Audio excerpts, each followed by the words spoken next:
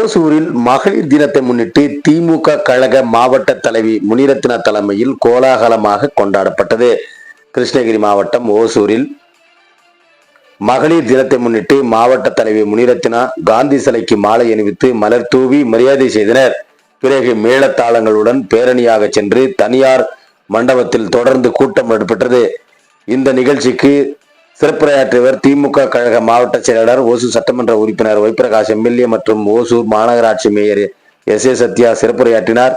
மத்திய அரசு, மாநில அரசு வழங்கும் மகளிர் உரிமை தொகை அனைத்து மகளிர்களுக்கும் பெற்றுத்தர வேண்டும் மற்றும் மகளிருக்கு வழங்கப்படும் அரசு சலுகைகள் சரியாக மகளிர்களுக்கு வீட்டுக்கு சென்று தெரிவிக்க வேண்டும் மற்றும் வருகின்ற சட்டமன்ற தேர்தலில் மகளிருக்கான உரிமைகளை கேட்டு வாங்க வேண்டும் மற்றும் முதலமைச்சர் ஸ்டாலின் அவர்களை தேர்தல் வெற்றி பெற செய்ய வேண்டும் என்று பல்வேறு கோரிக்கைகளை முன்வைத்து மகளிர்களுக்கு அறிவுரை கூறினார்.